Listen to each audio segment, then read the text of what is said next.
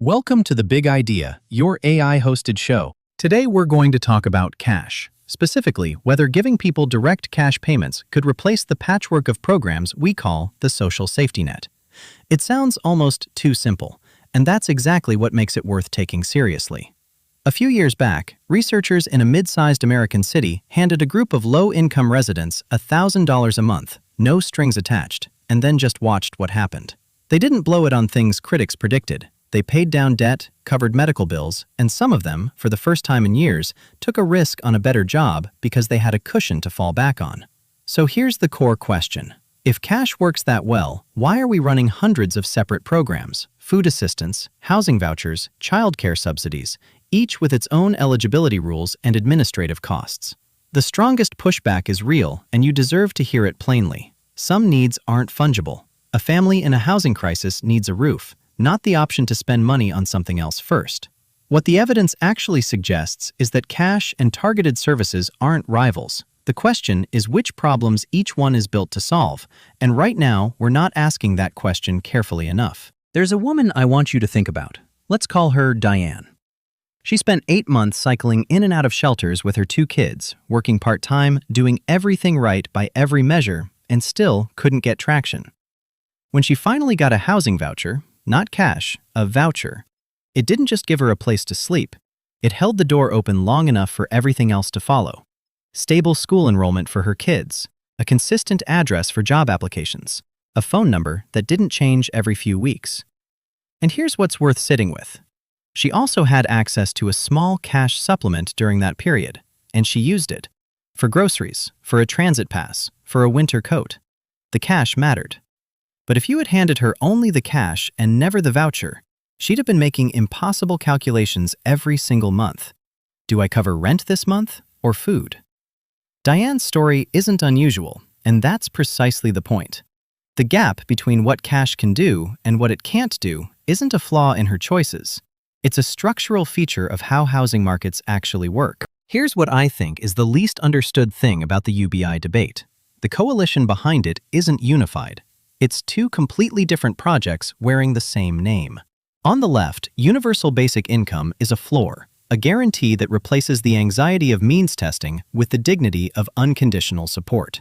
On the right, it's a lever, a way to consolidate the existing welfare system, reduce bureaucratic overhead, and let markets do the distributing.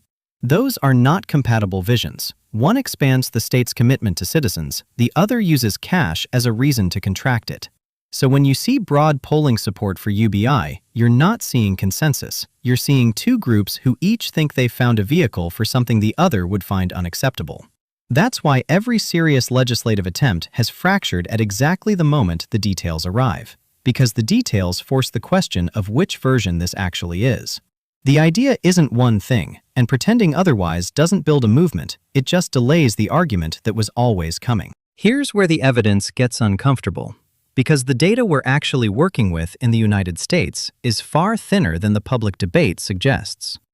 The pilots that get cited most often, Stockton, the Alaska Permanent Fund comparisons, the various guaranteed income programs that launched over the last several years, they're short-term, they're targeted at specific populations, and they run anywhere from 12 to 24 months. That's not a test of universal basic income. That's a test of what happens when a selected group of people receives supplemental cash for a defined window, knowing it will end. Behavior changes when people know a payment is permanent. Savings decisions, labor decisions, housing decisions, and none of our current pilots are designed to capture that. The IMF has flagged something in this space that doesn't get nearly enough attention.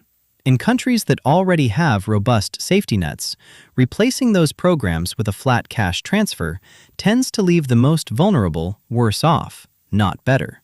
Because a universal payment, by definition, spreads the same money across the entire population rather than concentrating it where the need is greatest. The replacement model only holds up, according to that analysis, in contexts where the existing safety net is so weak or so exclusionary that almost anything unconditional outperforms it. So the evidence base we have is genuinely incomplete. not because researchers aren't trying, but because the scale and duration required to test a true universal program is something no government has yet been willing to fund. Now, I want to be honest with you about the strongest objection to everything I've been building toward, because if I don't raise it, you should. The critique goes like this. Means-tested programs are expensive to administer, they trap recipients in bureaucratic loops, and they spend enormous resources deciding who qualifies rather than actually helping people. That's not a fringe argument. There's documented evidence that administrative overhead in some targeted programs consumes a significant share of the budget before a single dollar reaches anyone. And the poverty trap is real. When a small income gain causes someone to lose benefits worth more than the raise, you've built a system that punishes people for improving their situation. So the efficiency case for replacing those programs with direct cash is genuinely compelling. I'm not going to pretend otherwise. But here's where the objection runs into a wall. Cash cannot purchase dialysis, it cannot substitute for a hospital that accepts Medicaid, and it cannot replace the kind of coordinated support that someone managing a serious mental illness or a disability actually requires. Fixing bureaucratic waste is a real and worthwhile goal, but the answer to a broken delivery system isn't to eliminate the services it was trying to deliver. So here's where I want to leave you. Not with a verdict on guaranteed income, because the evidence doesn't support one yet, but with a framework for how to think about it. The lesson from every pilot we have, and from the IMF's analysis of what goes wrong at scale, is actually the same lesson stated two different ways.